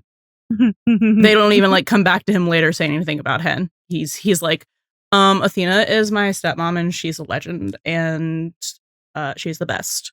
So no, I've never met Hen, actually. I have nothing to say. Yeah. I don't know. I just found that really funny. It's so interesting that it is interesting. He didn't say anything because like I know, well, Karen doesn't really count, but like she said something about them both. Yeah. I don't remember if anyone else said anything about them both, but like the fact that Buck said something about Athena and not his coworker and friend is a little off, just like the rest of him. Yeah. Right now. Yeah. Yeah. It was giving, you know, his Hen's wife and best friend and work partner and children. Yeah. And then Athena's children. Yeah. So, yeah, it's funny. And it's also so hilarious to us that in this kind of separation of partnership, we see a little bit of squabbling between Buck and Eddie, which is basically just flirting. Talking about just like the little quips back and forth that they share when, you know, Eddie comes out of the ambulance with the alien thing and Buck's all like, it was my idea. And Eddie says, didn't say that it wasn't. And Buck said, well, you didn't say that it was. And just kind of like, what was going that on dynamic? here? What was that? Why was it weird? Like, it's not something that we typically see between them. And it just goes to further illustrate that like things are a little off kilter with them because Buck is feeling left out. But then Eddie also kind of like plays into it because they're both competitive. So that activates that in the other one. Yep. And it's just kind of like little bickery. This is giving flirting married couple banter. Absolutely. I don't know what else to do with that. They're both definitely rage baiter for rage baiter because like they are. Because you think about like I think about the kitchen the kitchen divorce is a whole different thing that I don't want to get into, but go listen to the episode. Yeah. But like a whole episode about it. No, because that was rage bait for rage bait right there. Yeah. But like in a more lighthearted sense, I think the Freddie Fakeman, like Buck walks in, yes, and he's just and Eddie's just like anxiety, panicky because like he's got, you know, someone to look at the house and Buck is here doing his whole thing and it's like, I need you to, I don't know. And like, I don't know. And then you see like Buck is just like, ha, ha. Sorry. Like, can't wait to see his face when I reveal this. Yeah. Like, yeah, I know something you don't. And, God, that was the most reaction you guys will ever get from me. Sorry. But, so there's that. And then here's Eddie being like, well, I didn't say that that it wasn't your idea. So I don't know. Like I just like seeing, I do like the playfulness. Yeah. But it just feels like it's a little amped up. It's a little charge. There's some tension. Tension. But I think they do both like really like to banter. So it's like play fight, right? Yeah. But it's like, this isn't, it's foreplay. This is more than play fighting. Like there's a vibe. There is a vibe. Undercurrent. Yeah. Yeah. There's more than just friend tension. Tension. There's passion. Anyway, keep going. Is it me? Oh, it is me. Sure, go for it. Okay. Even though 901, we have Buck and Eddie kind of separated, we do see that Eddie still has Buck's back. When Harry is spiraling, and I need to stop saying that. It's not even a pun. I mean, that's just what we say. It's just what it is. So like Harry's spiraling, and Buck is like, well, come with us, because like there's no point in you staying here, or else you're gonna spiral more. And Chimney's like, no, we shouldn't bring him. And then Eddie jumps in and he's like, yeah, well, we took Christopher when he was 8 years old on his first ride along. So he pops his head out the window. I know. So he was listening to the whole thing actually. happen. Buck can do whatever he wants. Yes. Because I said so. And I know you're going to agree, because I'm going to flash my Bambi eyes at you. Actually, Buck has 100% success rate of bringing children on to the firehouse. Ride along. Yeah. No, so just backing each other up still, even in the midst of the weirdness. Yeah. And then I have a little brain blast that is is this actually happening? Maybe. We don't know. But I'm thinking about the kitchen divorce scene from 8/17 and how Eddie said, I had to keep it together. Like I couldn't freak my kid out because I had to tell him that another person he loved was gone. So I'm putting that together, and you think you're expendable, but you're not. And I'm looking at these things that Eddie's doing where he is like at an 818 and 901, which are like, he literally said an 818. I just thought, like, what would you do? And like, that wasn't like a risky thing. But like, this was a risky thing. And 901. And it literally, Buck was like, I wanted to do that. So it made me think, it made me think that like maybe he is taking risks and pulling a Buck where it's like, I'm like how Buck did in 414, where it's like, I'm going to put myself on the big risks that I know other people would take because I can't lose another one of my people. And specifically like this, like to me, like Buck would have been the person who did that, because like, you're not even like the heavy rescue person anymore. You're a paramedic. Yeah, you're not the action guy anymore. No. Does action thing. No. Right? Yeah. Yeah. And just kind of how like, what would Buck do, but like make it Eddie style. Yeah. Right? A little bit. Yeah. Which like I thought he was doing to just like what would Buck do? But like maybe it is to like in some way, in some fraction of a way to like protect in I can see that. Yeah. a weird grief brain. Yeah. Yeah. For Eddie, it is kind of like Buck in 414. And I guess this is kind of going into parallels and symbolism. Where Buck was like, I was just the guy standing there who could do nothing about it. And Eddie wants to make sure that now that he's there, he's not going to be the one standing off to the side, just watching on. So he's still going to be helping and kind of like putting himself in the action. And maybe we'll see that there's a little bit more friction of him transitioning to paramedic than we are led to believe through pretty much Buck's POV, right? Yeah. Like maybe it's not as easy as it looks, and he still wants to be doing that anyways. So I know when we were talking about them having each other's backs and how Eddie had Buck's back about bringing Harry on the ride along, and Eddie brings up Christopher's ride along, which is a 204 Stuck reference, which was, if Eddie's dive was for Syl personally, this was for me personally. So like that was for me. And so just kind of like that parallel and bringing that back up into the forefront of our minds, because it was also like Buck's suggestion to bring Christopher over to the fire station.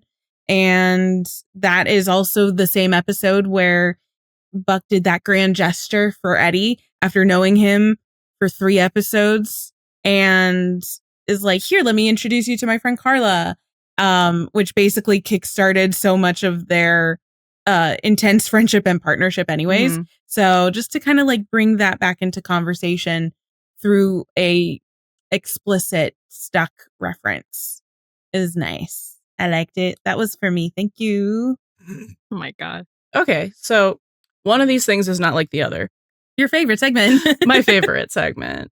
It's the segment inside the slow burn, or in this case, Buddiemaxxing segment, where we compare a platonic thing and then we look at whatever the fuck these two have and go, that's not the same, even though it is the same.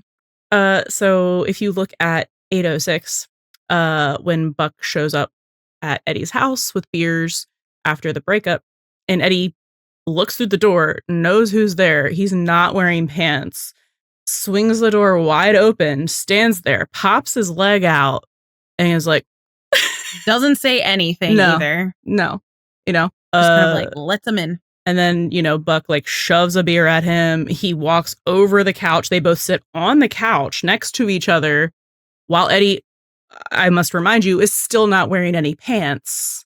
So just 2 bros chilling together on a couch. One of them's not wearing pants. This is totally normal behavior. And 0 feet apart. Yeah. No words exchanged. No room either. for Jesus. No. And then meanwhile, you have Chim come over to Eddie's in 901 to kind of like make up, because, you know, they were vying to go to space. They were play fighting. Even though neither one of them actually wanted to go to space. But so they're making up over some beers, and like they joke, and he lets him in, and then Chimney sits on the armchair instead of the couch. And then they say words to each other, and there's no weird vibes. Nope. There's no underlying current of, this is weird. Something. This is something. This is normal. Yeah, this is just normal for like what they're going through and the friends that they are. This is just like a normal interaction. What got me so much about comparing these 2 scenes together is that with Buck and Eddie, it's just there is nothing said. It's just they communicate on a completely different wavelength. Nothing verbal is necessary, but with Chimney, he kind of almost has to like pass muster before he's invited in, you know, which is just a completely different vibe. Mm-hmm. Yeah. Couldn't be Buck or Eddie into each other's places. They're just shoving right in. Yep. Every time. Literally. Or just walking They don't need an invitation. Yeah. They're not a guest in each other's house. No. Nope. Well, who knows now? Oh my God, Rachel. Let's not do that. Anyway. Let's not speak that into. That was just going to be a hanging thought. That's all. Nope. Back to you, Sil.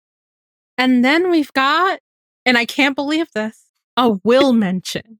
Whoop, whoop. But it's not Eddie's will. It's Hen's will. And I mean, we don't really have a lot of, we don't get the details about what she changed in her will. But I mean, here's my headcanon. She really has Chimney in her will. Maybe. I feel like that's fair, right? Mm-hmm. The only difference between like Eddie putting Buck in his will and Hen, if she did put Chimney in her will, the difference is Eddie did it within like a year or 2 of knowing Buck, and he didn't tell him. Meanwhile, like with Chimney, it's they've been friends for years. So if she did put Chimney in her will for whatever reason, there's precedence, you know. Also, hers makes sense because Chimney is married and a father and has temporarily parented one of her kids before. Yeah. And that's probably when she changed that. Whereas Buck is a bachelor who lives in a loft that's not handicap accessible. that Eddie knew for a year. One of these things is not like the other. Yeah. I don't know. I'm choosing to look at this. The will is always something that I will Lulu over. So I'm choosing to look at the mention as a foreshadowing. No, I really think it is, because we've seen this before. Like with season 3, wills were brought up, mostly with Michael to Bobby. Yeah. And like it doesn't get brought up in season 3 again, but like that is a topic that is broached. And then we see that the next time we see that broached is with Eddie telling Buck about it. So I do think there is an air of, let's kind of bring this back into your mind, into the conversation, the forefront, because for some people that will trip, little light bulbs. And it also works to just like bring it back into the narrative anyways. And I just kept thinking of Madison from, what was it? She-Hulk. It's like, we got a will mention, but it's not where you think. Man, I just had like a mean thought and a sad thought. Not Buddy related, but about like Hen's will. Like, what if like Bobby and Athena, either or separate, both together, I don't know, were in the will for whatever reason, and she had to take Athena off for whatever reason. Or that was the mean one. And then the sad one was, well, she had to take Bobby off because R.I.P. Peepaw. So. Oh, God. Okay. Now we have our buddy forecast. These are us picking up on the vibes that are being put down and making some educated guesses as to what could be coming up. But like, it's a forecast wearing clown makeup. Our favorite thing. So I did pull a quote from Oliver Stark from an article that came out during the week of 9/01.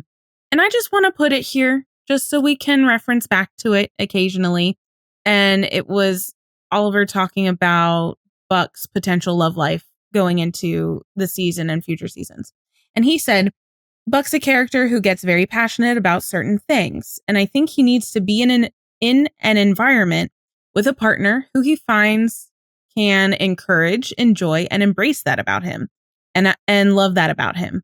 I think he needs to feel, I guess as we all do, safe in a relationship and appreciated for who he is. And I just think, wow, that sounds like someone we already know. Sure does. Mm-hmm. So even though he went on to say either in this article or another one that like Buck's not going to be specifically he's not looking for a relationship, right? Yes. Mm-hmm. Oh, that was another quote that I pulled. But he's going to be found, this is just like a Frankenstein of quotes, but he's going to be found in a kinky situation. Some weird, strange situations is I think what he said. Mm-hmm.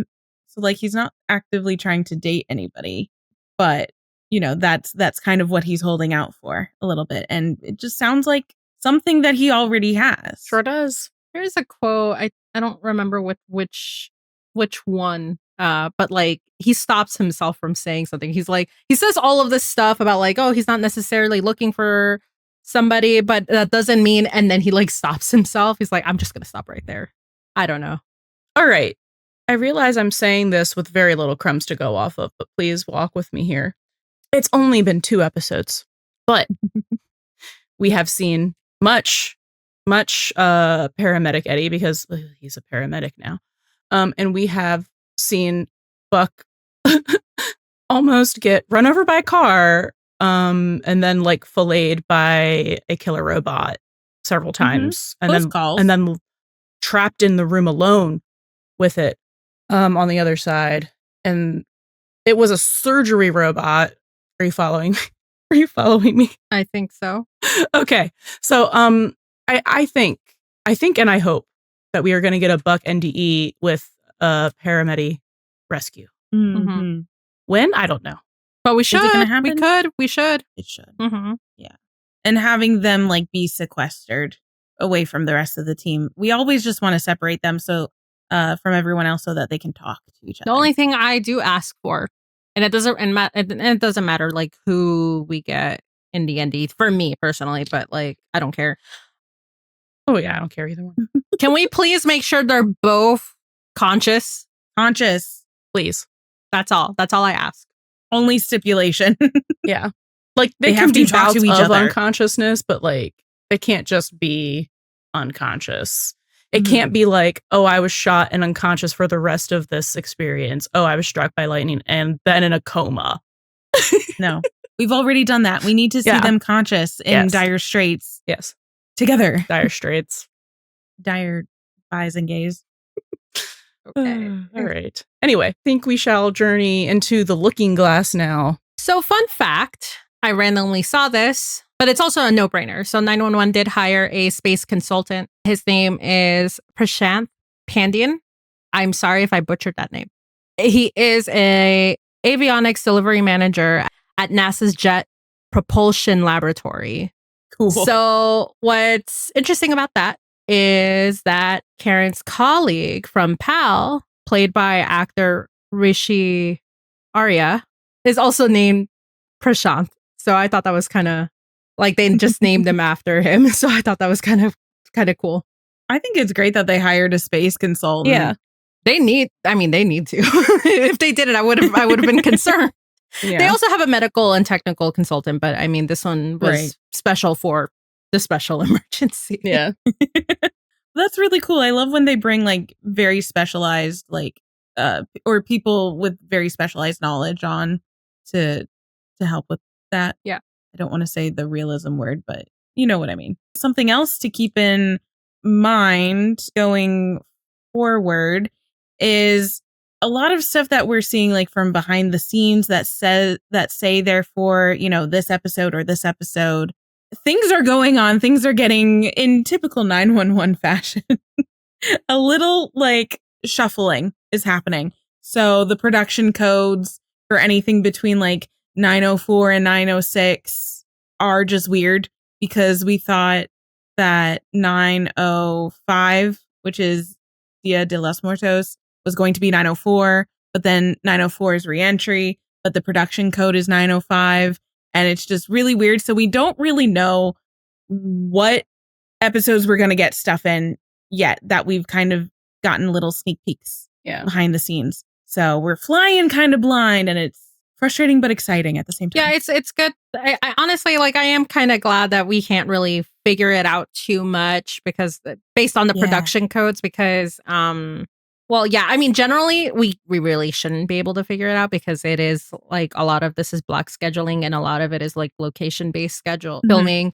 Things are just messy and they got to get all these permits and stuff. And then I'm sure there's rewrites happening and then like scenes shuffling and maybe a scene that was planned for one episode is probably like switched to another episode. And that's where those like the mess up with the messiness with the production codes can also happen. So yeah, we're just going in blind. We're just getting the nuggets and trying to put the little pieces together, but like it's still hard because we just don't know what they are currently filming.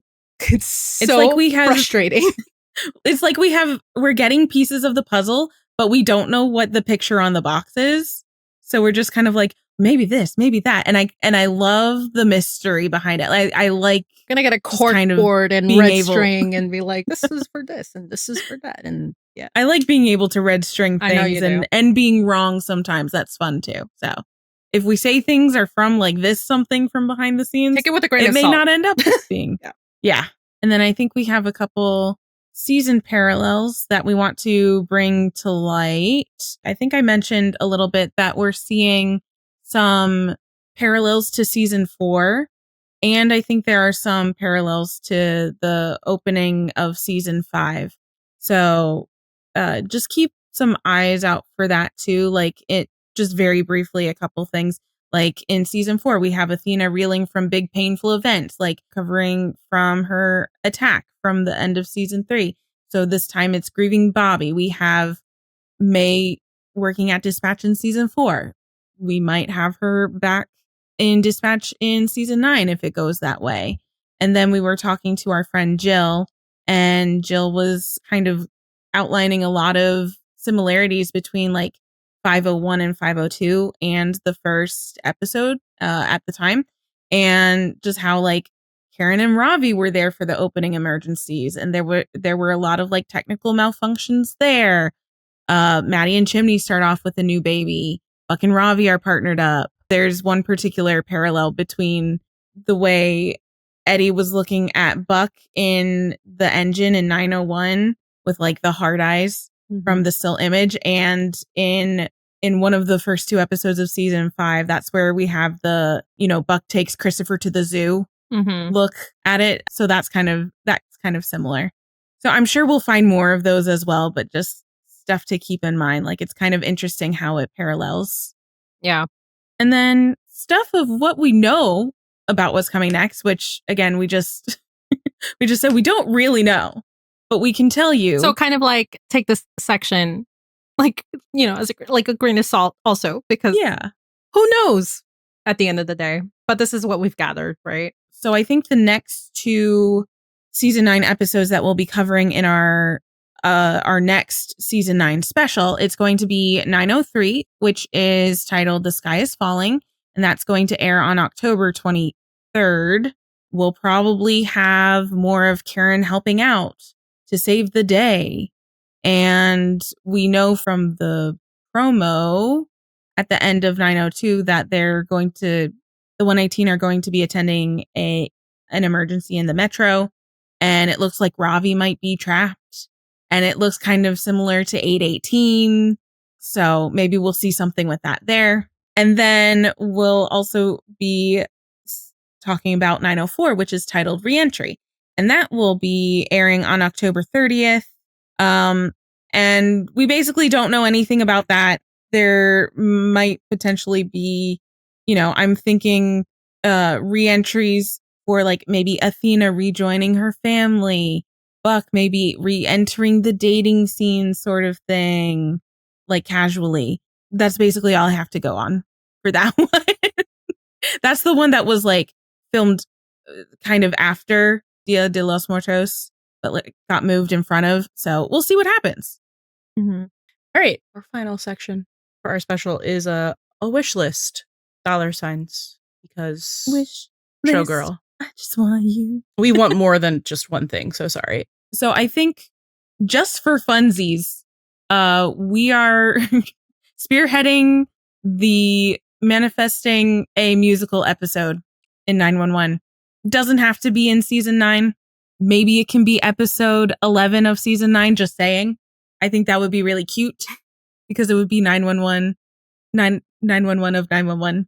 But yeah, I just think that would be really fun. And we have amazing singers on the cast. Again, we have Tracy Toms. What are we doing? Yeah, we got JLH too. I think everybody can sing. Jennifer Love Hewitt.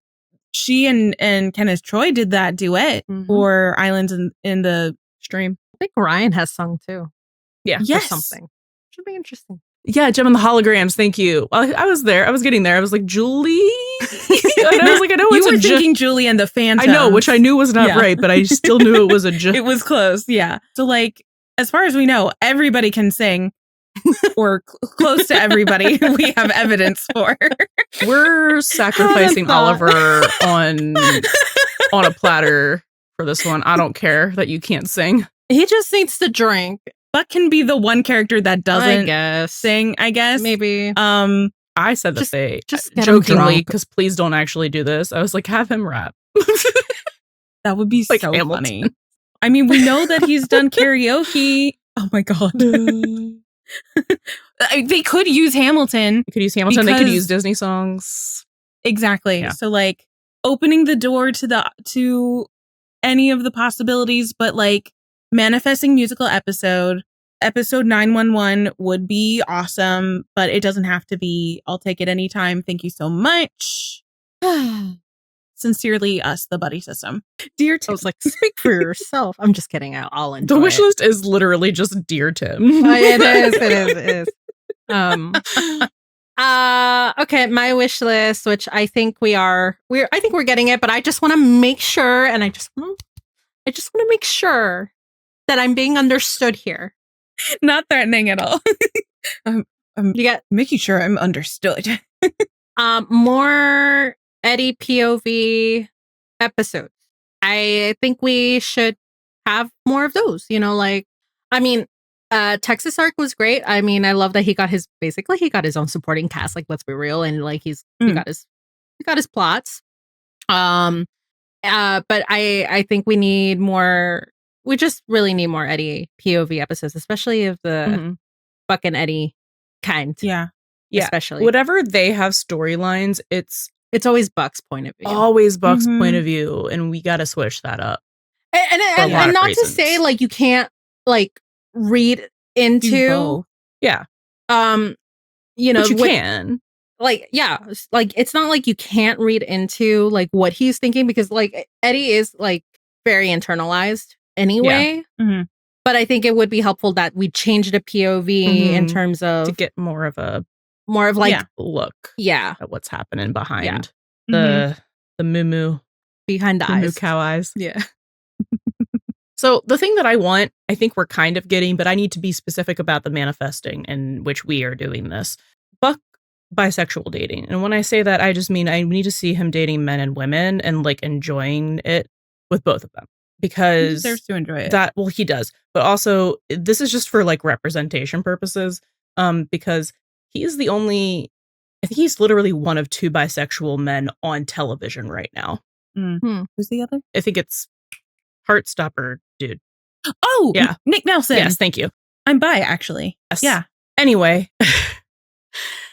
I need it to be told in a way that the general audience will stop being like, why is Buck gay all of a sudden? Because this is such an important storyline to have a late in life, like queer awakening. And it's so important for the bisexual representation to not, do the bi erasure thing from any which direction. So like, we can't be calling him gay. And like, if he's dating a woman, I can't be having people being upset that that's not good representation because he's bisexual. Like I just need the story to show me him enjoying dating both genders, which I think we're getting. And I think we have to get it that way because they seem to not want to let him say the word bisexual. I don't necessarily need that.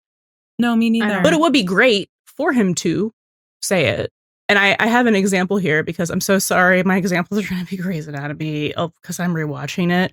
But they had a really groundbreaking bisexual character, Callie Torres, who came out as a later in life, like in her 30s woman. She was introduced on the show, I think, in the 2nd season. She started dating a woman in the end of the 4th season. And then she's literally married to a woman starting in season like 7, 8.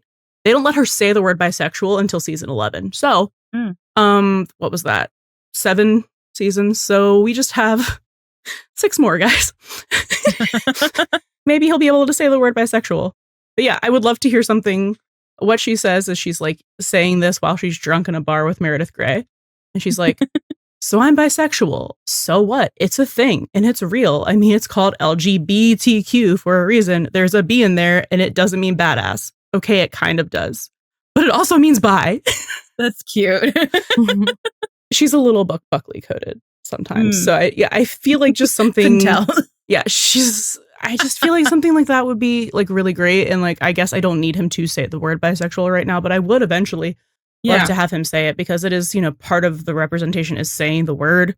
I know Oliver says it all the time, but like general audiences are not watching interviews or reading interviews or following his Instagram to see his bisexual visibility day post. Right. Which are so important. Yes. I feel like for him to okay, here's what I kind of, it's not that I don't want this. Like, I mean, I know they can casually drop the bisexual in any conversation and be done with it. But I also feel like it's so, I think for Oliver, it's meaningful. And I think for the character, it's meaningful. So I kind of feel like what if they inevitably, when they decide to, so I think when they decide to actually drop it into the script of whatever dialogue, I feel like it might be like a very meaningful scene depending on who he's talking to about his bisexuality. So like, that's what I'm kind of hoping for if they do want to finally drop that word into the script or have him say it. Yeah. Like for me, it's having him say it is not necessary at this point in time. I think it would be fantastic bonus. Yeah. At any point. I think it might come later down the line, but I think one thing that is probably what they're really going to focus on is the show don't tell. Yes. Yeah. So they would show Buck going on dates or seeing both men and women, and that would get it across as well.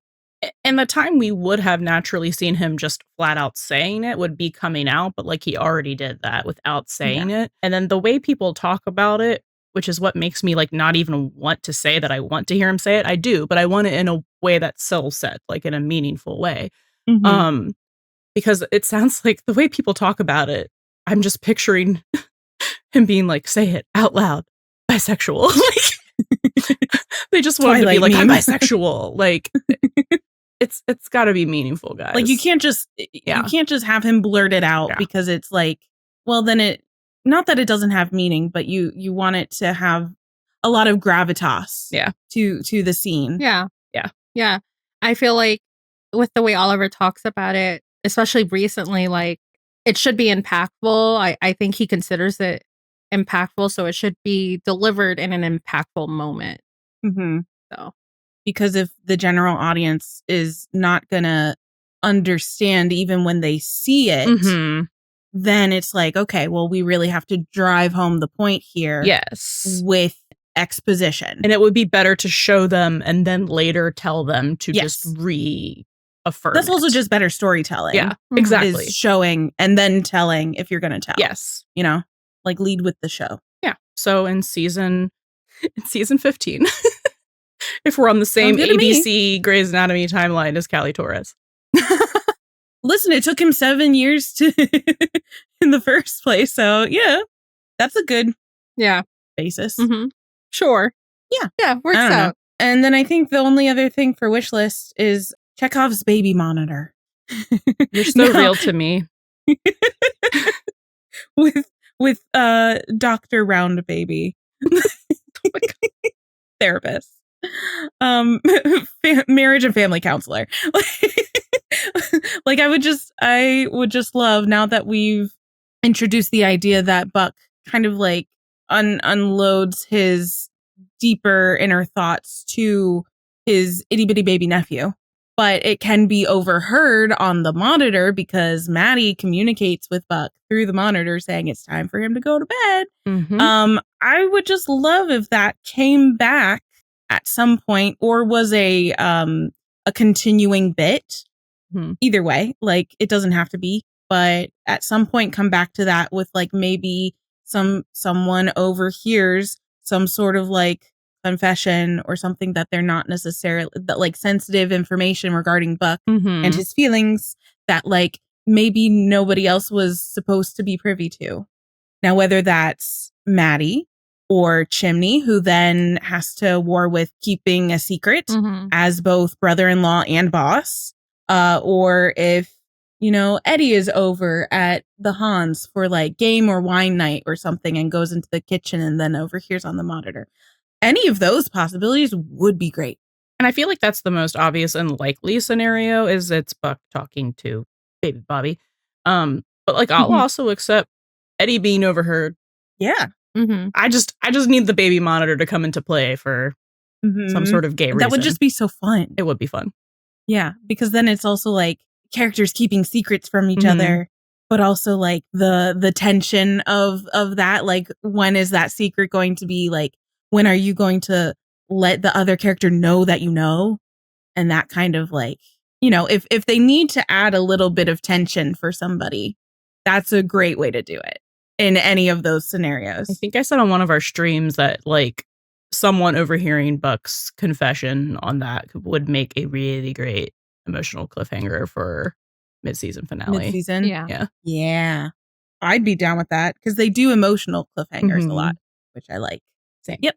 So, dear Tim, love the buddy system. Yeah. Pretty please. No pressure. All right, guys. Well, that is a wrap, I think, on our first season 9 special. Oops, there was a lot. Yeah. Let us know how you liked these episodes. Come talk to us on socials. Come talk to us on Discord by joining our Patreon. We are in love with this season already. And we have had the utmost faith and hope and like knowing that it was going to be good. So like, and come these and talk two to us. episodes have only like spurred that Yes. on. So like we don't shy away from being like from providing like some constructive criticism When it's warranted, for sure. when it's warranted, but like this was so great. Yeah, no. All the notes were good. Pretty much. Mhm. You just got to keep doing it for 16 more episodes, guys. They can do it. They can do We it. believe in you. This Yeah. is a marathon, not a sprint. So just so happy to have Brad back. Oh I know my that was God. really exciting for us. You guys were Yeah. scared. We were scared that he was gonna leave and like be in Nashville like Yeah. permanently. I'm like, I really was planes like, if- exist. I understand that, but I was like, if they're gonna have him on like a lot and then he's not gonna have time for OG, then I'm gonna hold a giant grudge against Nashville. But luckily, I don't have to, so that's great for everyone. 911 and 911 Nashville get shared custody of Brad Beaker. That's fine. And I love that as long for as us. we still get him on OG. Yeah, like this week we had 2 episodes directed by Brad Beaker. I know, what a great week And I'm just for like- us. We're winning. We are winning.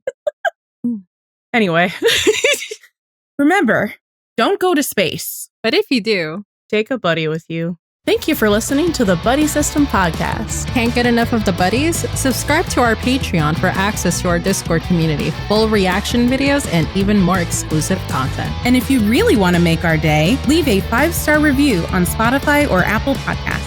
Please come yap with us on your favorite social media platform. We're at Buddy System Pod everywhere. That's BUDDIE System Pod. Catch you next time. And don't forget, Bring a buddy with you.